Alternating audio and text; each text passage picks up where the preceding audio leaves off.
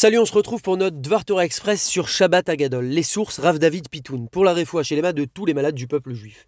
Alors il est rapporté dans le Tour et le Shulchan Aruch, au nom du Midrash Shochar Tov sur le Télim 136, le Shabbat qui précède Pessah est surnommé Shabbat Agadol, littéralement le grand Shabbat, en raison du miracle qui s'est produit ce jour-là. Rappel des faits, que s'est-il passé?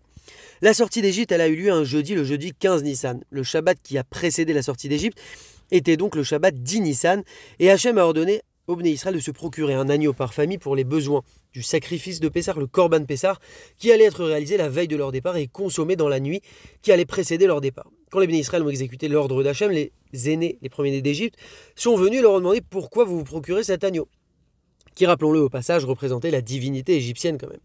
Et les Bnei Israël ont répondu tranquillement qu'il allait servir au sacrifice de la nuit de Pessah, pendant laquelle Hachem allait frapper tous les premiers-nés d'Égypte, et c'est pour cette raison que Hachem ils leur disent comme ça aux Égyptiens, Hachem nous demande de réaliser ce sacrifice, d'utiliser le sang de cet agneau en l'appliquant sur les linteaux de nos portes et les frontons, et pour que l'ange de la mort puisse distinguer entre les maisons juives et celles des Égyptiens de manière à épargner les Juifs.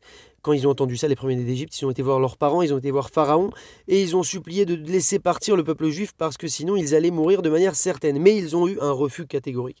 À ce moment-là, il y a une très grande bataille qui a éclaté, ça a été le chaos en Égypte, et il y a eu à partir de ça de nombreux morts, ça a été terrible. Comme il est dit dans le Télim 136, il frappe l'Égypte avec ses aînés. C'est-à-dire l'Égypte a été frappée par ses propres aînés. Quand ils ont vu cela, tous ces morts égyptiens, ces premiers-nés, les Égyptiens, ils ont voulu se venger. Chacun a pris son arme, son épée pour exterminer le peuple juif. Mais là, Hachem les a protégés et il leur a envoyé de terribles maladies. On dit qu'il leur a fait tomber les dents aux Égyptiens. Il leur a provoqué des déchirures dans les intestins à tel point que les Égyptiens finalement ont dû se replier et abandonner leur projet d'extermination et de vengeance des Juifs. C'est pour toutes ces raisons que l'on appelle ce Shabbat Shabbat Agadol, car c'est un grand jour en fait pour Israël qui a donc été épargné de cette extermination. C'est donc l'occasion de faire un grand et merveilleux Shabbat en ajoutant tout ce que l'on pourra, denrées alimentaires, études, prières, etc. D'autre part, et en lien avec cela, j'ai pensé à une idée à apprendre à partir de ce passage. Comme on l'a dit, les Bnei Israël n'ont pas hésité à aller jusqu'à prendre ce qui représentait la divinité égyptienne, cet agneau, et à le sacrifier. Et en plus, ils l'annoncent tranquillement aux Égyptiens, en avant, je ne sais pas si on imagine un petit peu la scène. Et ils font tout ça pourquoi ? Parce que c'est la volonté d'Hachem. Ils auraient pu se dire, non mais attends quand même, c'est leur Dieu, cet agneau, qu'est-ce qu'ils vont dire? C'est dangereux, mais non, Hachem a demandé, et ils ont appliqué en toute confiance. Alors parfois dans la vie, on sait quel est le chemin idéal et vrai. Mais au lieu de foncer, on se pose des questions. Et qu'est-ce que lui va en penser? Et peut-être que cela ne se fait pas de faire telle chose devant ce goy. Et peut-être qu'on pourrait faire autrement car ça serait mal vu.